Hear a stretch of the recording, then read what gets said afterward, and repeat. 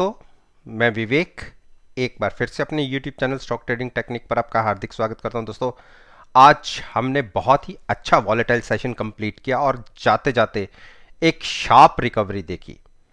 लेकिन मैंने अपनी वीडियो में कहा था, जो मैंने कल अपलोड की थी, कि मुझे निफ्टी 150 के ऊपर जाती नहीं दिखती और इंट्राडे में अगर निफ्टी का हाई देखें अकॉर्डिंग टू इंडियन मार्केट, मैं SGX निफ्टी की बात नहीं कर रहा, अकॉर्डिंग टू इंडियन मार्केट हमने जो हाई लगाए वो तकरीबन 150 के आसपास के ही थे।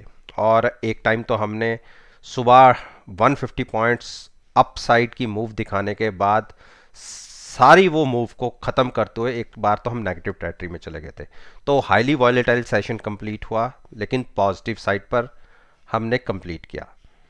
और सभी को पता है कि मैंने जो ट्रेड करवाया हुआ था 14,900 की पुटे सेल करवा के 700 की पुटे बाय की हुई थी।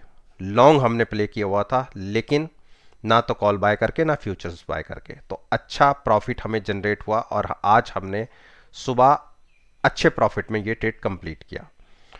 अब यहां से क्या पॉसिबिलिटी बनती है, मैं आपको एक चीज दिखाना चाहूंगा। देखिए, MACD एक बुलिश क्रॉसओवर देने की तैयारी में बैठी है और यहीं में आसपास एक प्राइस बनता था जिस पे मैं बार बार यही बातें कर रहा था कि 150 के प्राइस को क्रॉस करने में थोड़ी सी तकलीफ होगी।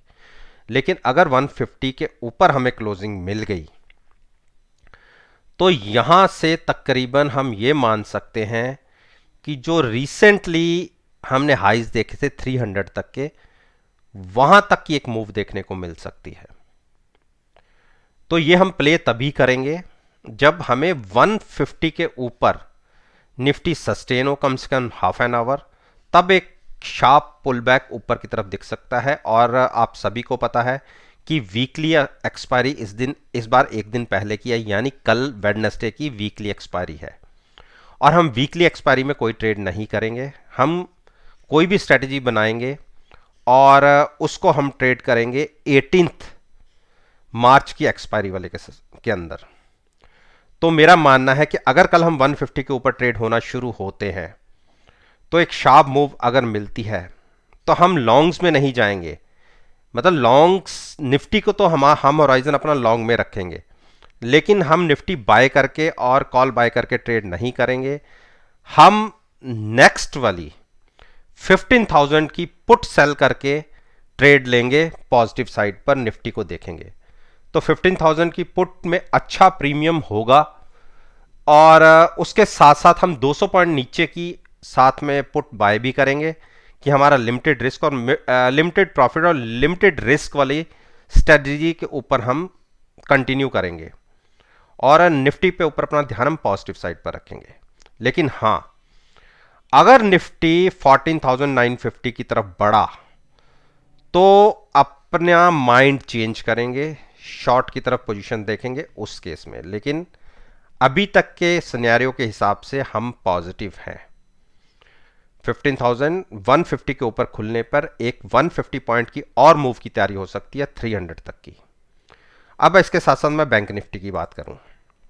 देखिए, बैंक निफ्टी ने एक प्राइस इसको निकल रहा है जिसको क्रॉस करना इसे बहुत मुश्किल आ रही है और वो प्राइस है वॉल्यूम वेटेज मूविंग एवरेज, यानी 36,000 सॉरी।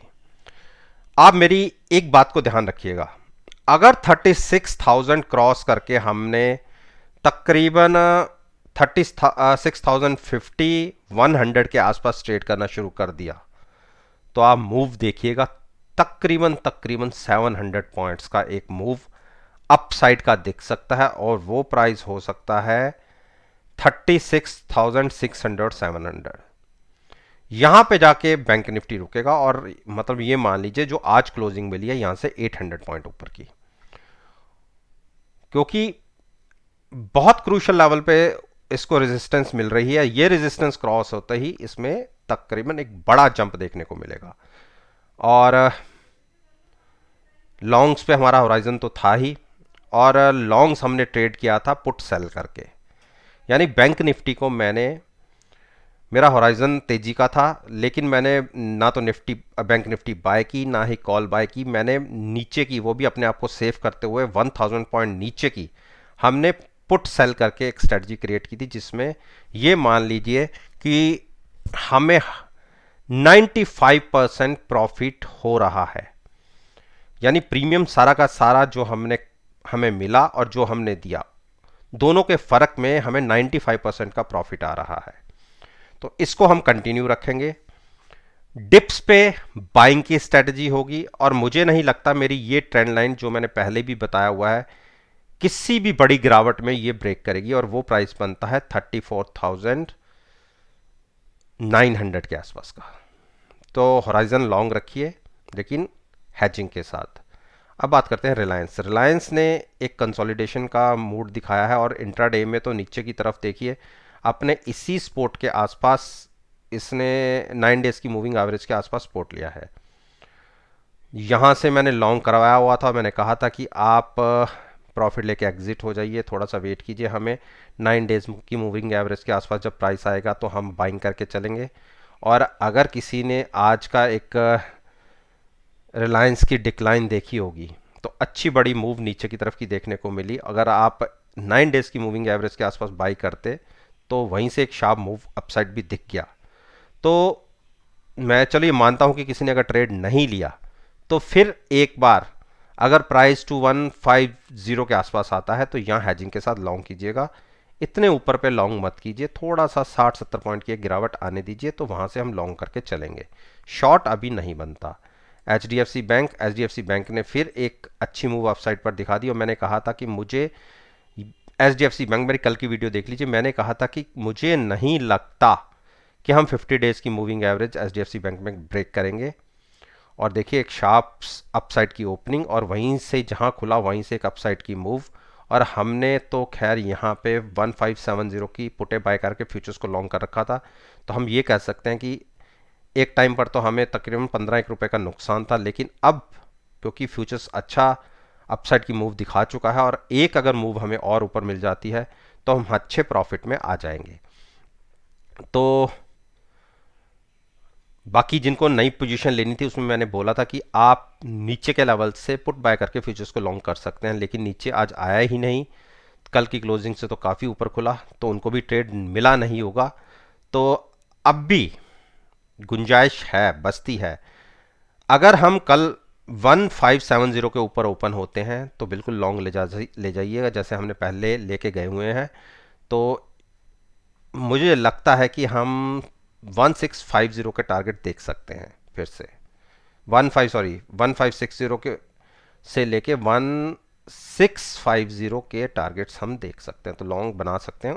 कल अगर पॉजिटिव ओपन होते हैं तो आप कैरी कीजिए लॉन्ग पोजीशन को विद हैजिंग।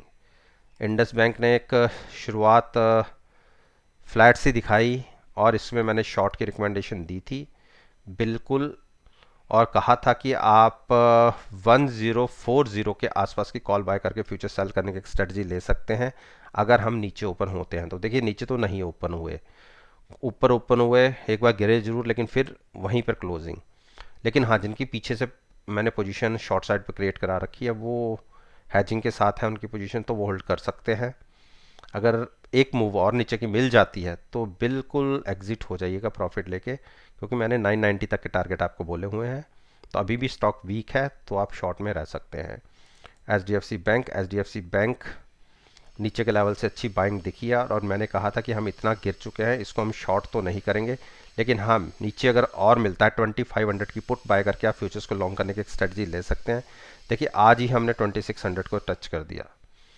तो अभी एक कैंडल को देख के आप लॉन्ग्स मत होइएगा। हाँ, इसमें 4 रेजिस्टेंस है, 2600, 2640, 2680।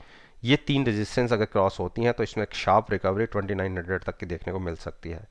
तो छोटे छोटे स्टेप्स हैं। 2600 क्रॉस होता है तो 2640 पे अटकेगा, 2640 क्रॉस होता है तो 2680 पर अटकेगा, और अगर तीनों क्रॉस हो जाते हैं तो एक शार्प रिकवरी मान के चलिए कि 2900 आपको फिर से दिखेगा।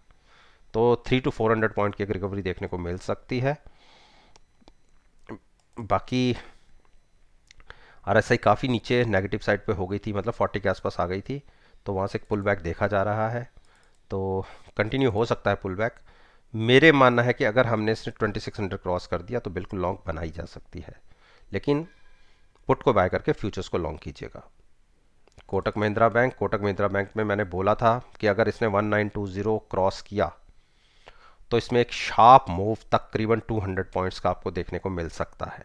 और देखिए यहाँ से जैसे जैसे इसने अपसाइड की मूव दिखानी शुरू करी, यहाँ पे ये अटक गया और वही प्राइस बनता था 1920। 4 दिन तक इसने इस प्राइस को क्रॉस नहीं किया, लेकिन आज के दिन में हमने इसके ऊपर ओपनिंग दिखाई और वहीं से एक शार्प रिकवरी ऊपर की तरफ। इंट्राडे में तो हमने तकरीबन 1987 तक के टारगेट लगा दिए।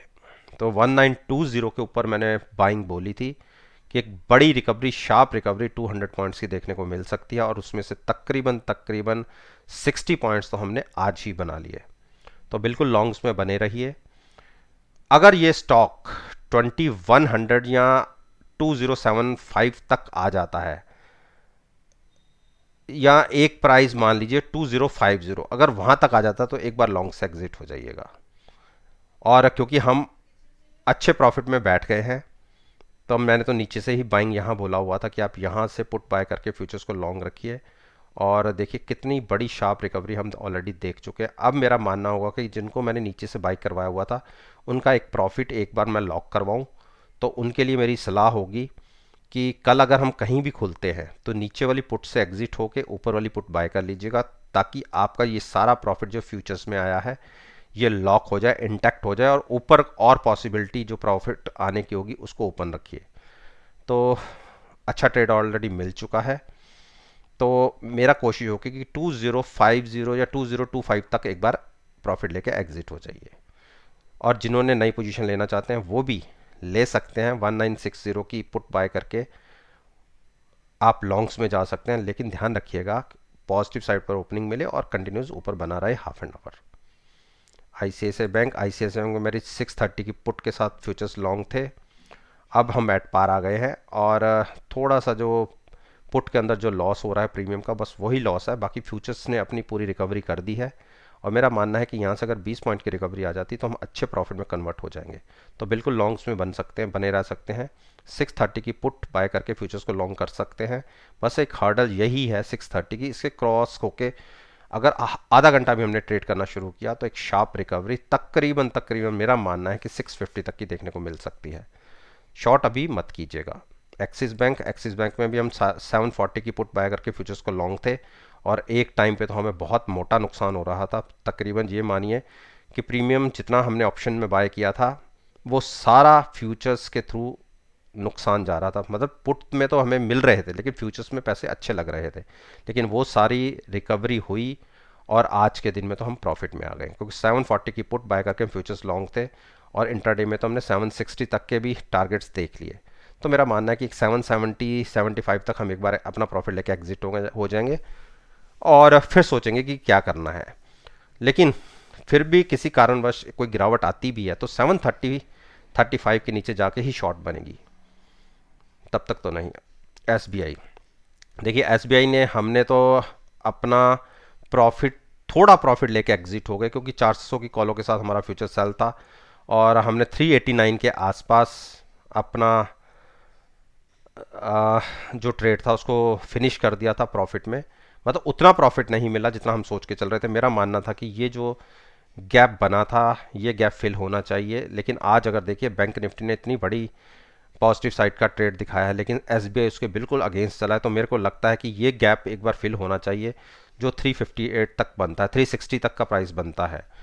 तो शुरुआत इसकी तकरीबन हो चुकी थी। आज इंट्राडे में हमने देखिए नीचे 380 तक, 83 तक हमने गिरावट दिखा दी थी, तो पॉसिबिलिटी बिल्कुल बन रही है कि 358 तक के टारगेट हमें देखने को मिल सकते हैं। देखिए बैंक निफ्टी पॉजिटिव होने के बावजूद भी स्टेट बैंक में गिरावट दिखी, तो ये एक नेगेटिव साइन है इस स्टॉक के लिए। तो जिसने पोजीशन लेनी है हैजिंग के साथ शॉर्ट साइड पर ले सकता है। लगता है कि एक बार 360 तक हम टारगेट्स देख सकते हैं। हैजिंग को अगर इन्वॉल्व रखेंगे तो आपको अनलिमिटेड लॉस की कोई संभावनाएं नहीं रहेंगी, केवल उतनी ही संभावना रहेगी जितने की आपने पुट ऑप्शन बाय की है, और साथ में ट्रेड आप फ्यूचर से लीजिए। तो दोस्तों, उम्मीद करता हूं कि आपको मेरी वीडियो पसंद आई होगी। कल की परफॉर्मेंस कैसी थी, जो मैंने कल वीडियो अपलोड की थी उसकी परफॉर्मेंस आज ज़रूर उस वीडियो को देखिए जो नीचे डिस्क्रिप्शन बॉक्स के अंदर है। मेरी वीडियो के साथ एनालाइज कीजिए, यकीन मानिएगा आपको बहुत अच्छे पॉजिटिव रिजल्ट्स देखने को मिलेंगे। वीडियो अच्छी लगी हो तो लाइक ज़रूर कीजिएगा, शेयर कीजिए, मेरे यूट्यूब चैनल को सब्सक्राइब करना मत भूलिएगा। इस बात के साथ मैं आपसे विदा लेता हूँ और एक नई वीडियो के साथ फिर से आपके सामने आऊँगा। तब तक के लिए धन्यवाद। Take care and